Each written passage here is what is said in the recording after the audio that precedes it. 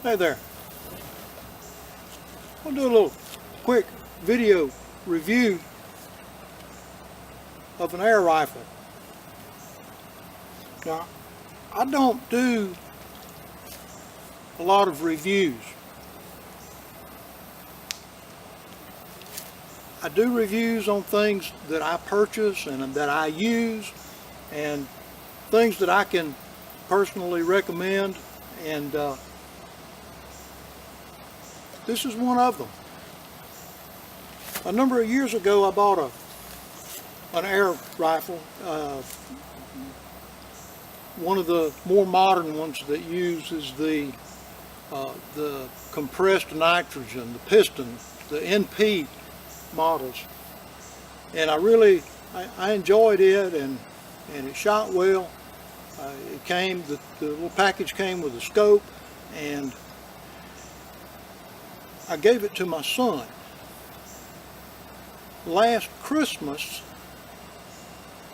we got this as a Christmas gift for me, and I've been playing with it off and on. I used it some last winter, late winter, in the woods, and I've been shooting it quite a bit here the last week or two, just trying to get more familiar with it, more used to it, and really put it through some paces. This is a Crosman Vantage NP that uses the cylinder of nitrogen gas that it compresses when you cock the barrel back and load it, as opposed to the traditional Springer that's got the spring in it.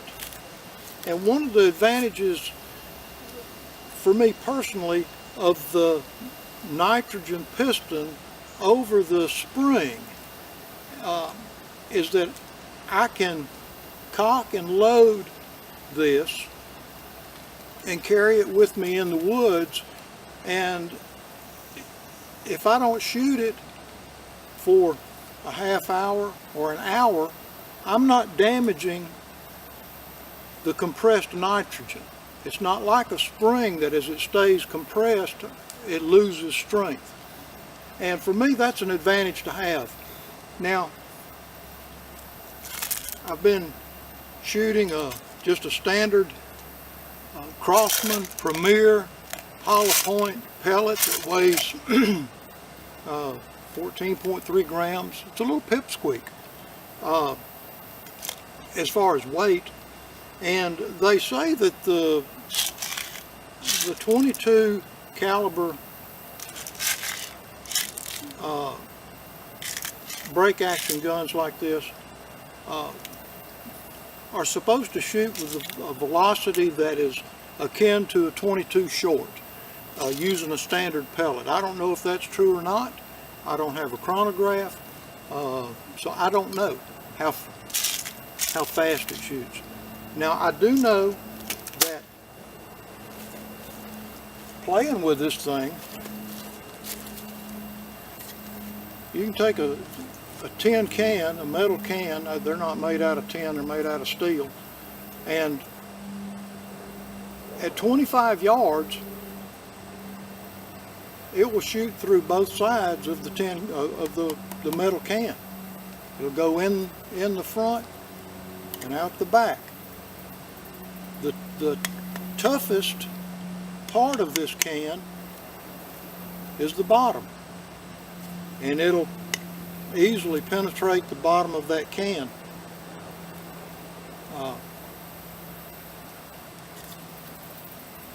Another thing that I'll point out is that, and I read this, and you know, it's pretty common knowledge in the air gun world that when you buy one of these, don't expect it to be really accurate at the first. I have at the first it was about the first 20-30 shots, and then that group started opening up, and it started being sporadic, not wanting to shoot in the same place and that sort of thing. And I had to shoot it at least 250, maybe 300 times before that started tightening back up. Now I've been shooting at this can, that's about a squirrel sized body at 25 yards, and 1, 2, 3, 4, 5, 6, 7, 8.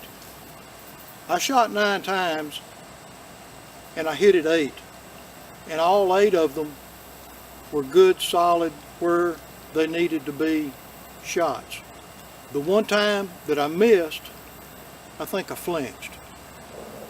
Another thing that I noticed, at the first, all the actions, the cocking action, as well as the trigger squeeze, they felt a little rough, especially the trigger squeeze.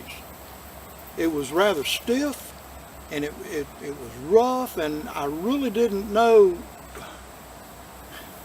I was kind of disappointed at that. But the more I shot it, the more those things took care of themselves, basically wore in, broke in, and now it's got a really smooth trigger pull. It's still a little bit stiff, stiffer than I like, but that's okay. The more I shoot it, the more I get used to it, the better I shoot with it, the better I like it. Another thing is the shoulder strap. It says Game-O on it. It's not a Game-O gun. It's Vantage, Crosman Vantage NP with a nitro piston.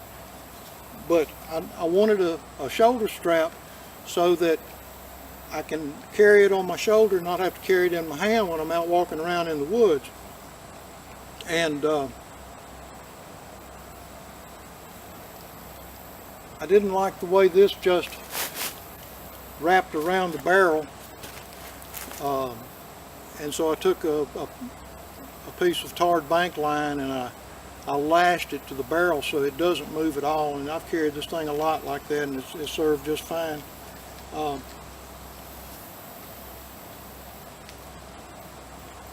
So how do you carry pellets for these things? I don't want to carry this around in my pocket, and by the way, I'll be glad when I get through shooting up this first 500. I've got about 100 or so left in there, because that's a really nice tin that has a screw lid. It'll make a fine little tin for either charring cloth or charring punk wood or something like that in. What I do is I carry pellets in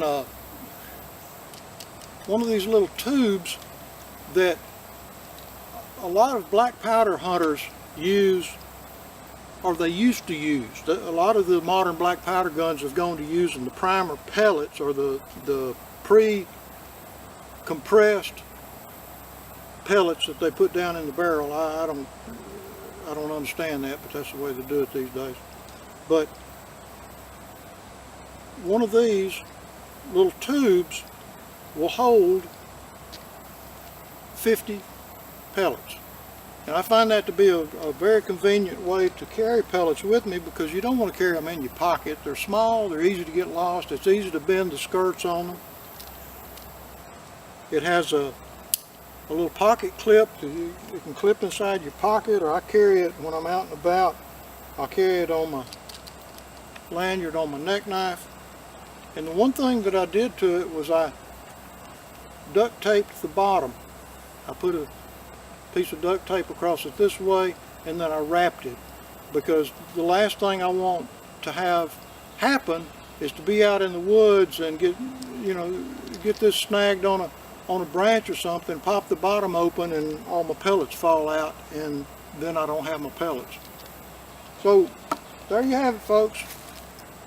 And by the way, the Crosman gun, the price of it, depending on where you get it, around $100 bill, sometimes a little bit less, sometimes a little bit more. But it's not a bad little dude. I'm not particularly impressed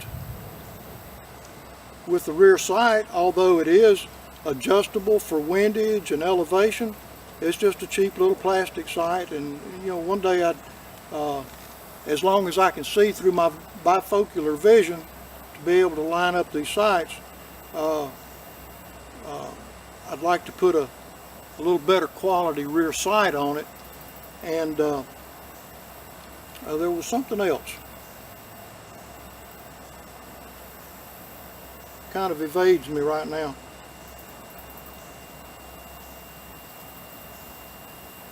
Anyway, there you have it. I know what it was. Pardon me for, I get these blank moments. It might have something to do with fast approaching 65. But what can you use it for in the woods? It's an excellent squirrel or rabbit gun.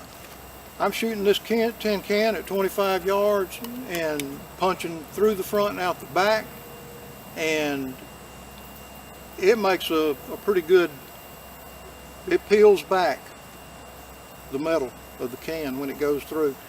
It's very effective for small game, squirrels, rabbits, rodents that you need to exterminate around the homestead, anything like that. And I know for a fact, just believe me, I know for a fact that this setup will also kill a raccoon, and it'll kill a possum. So as a small game meat getter, it's an ideal choice. It's not nearly as loud as a 22 rimfire. It still makes noise. It's not quiet as you saw in that first little part of the video, but it's a lot quieter than a rimfire. Not that I'm discrediting a 22 rimfire. I'm simply saying that this is another option that you can carry with you, or you can have in your tool chest in the event that you need to, in a stealthy way, procure a piece of meat. The pellets, 500 pellets for about a $10 bill, that's a lot of shooting. And it would be extremely easy for most anybody to stack up 2,000 or 3,000 or 5,000 rounds of pellet ammunition. Appreciate you watching. Appreciate you subscribing. Means the world to us. Folks, we'll see you on the next one.